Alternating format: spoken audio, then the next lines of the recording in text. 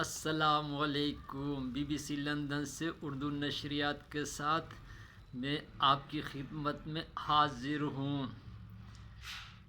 عالمی گھڑیوں کے مطابق بنگلہ دیش میں 7 بجے، بھارت میں 7:15، افغانستان میں 6، ماسکو میں 10 بجے، واشنگٹن میں دن کے 4 بجے اور ہمارے لاہور کے گھڑیوں کے مطابق 10 بجے ہوا چاہتا ہے۔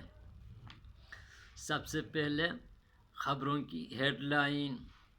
امریکی صدر جو بائیڈن نے کہا ہے کہ پاکستان میں ہماری حکومت مستحکم ہے۔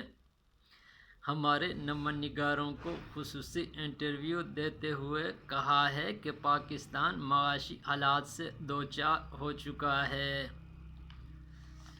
ادھر بھارت کے شہر تامل ناڈو میں 2 گروہوں کے درمیان تصادم ہونے کی اطلاعات ملی ہیں۔ انڈین حکام کا کہنا ہے کہ فریقین کے درمیان مذاکرات کرائے گئے۔ ادھر فلپائنی وزیر خارجہ پتوپویا مالدیپ پہنچ گئے۔ یک طرفہ مذاکرات کے بعد بھوٹان چلے جائیں گے۔ ادھر ماسکو نے خبردار کیا ہے کہ بیجنگ سے آنے والے مچھلیوں کو شکار نہ کیا جائے۔ ہمارے نمن نگار کے مطابق بیجنگ نے رد عمل کا اظہار کرتے ہوئے کہا ہے کہ ہماری مچھلیاں لذیذ اور خوشبودار ہیں۔ ادھر افغانستان کے شہر قندوز سے 140 کلومیٹر دور بارودی سرنگ پھٹنے کی اطلاعات ملی ہیں۔ افغان ذرائع کا کہنا ہے کہ کوئی مالی جانی نقصان نہیں ہوا ہے۔ ادھر پاکستان میں سیاسی بحران جاری ہے۔ بائیں بازو کے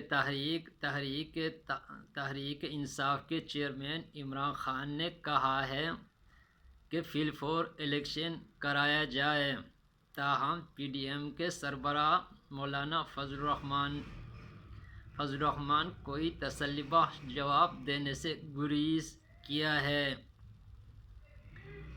پاکستان کے پی کے سے تعلق رکھنے والے مشہور ریسلر خان بابا نجی دورے پر چرسدہ پہنچ گئے۔ اب کھیلوں کی خبریں۔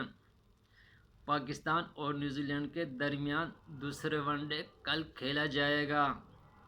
چیف سلیکٹر شاہد خان افریدی کا کہنا ہے کہ ہار جیت کھیل کا حصہ ہے۔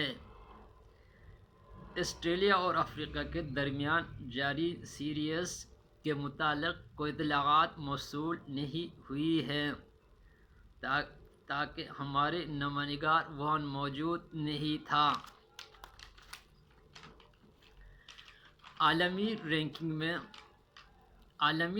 میں بدستور بنگالی ٹائیگر سرفہرست ہے۔ بھارت اور سری لنکا کے درمیان دلچسپ میچ جاری ہے۔ اس کے ساتھ ہی خبریں اپنے اختتام کو پہنچ گئے۔ ہمارے ساتھ جڑے رہنے کے لیے ہمارے چینل کو سبسکرائب کیجیے۔ پاکستان زندہ باد۔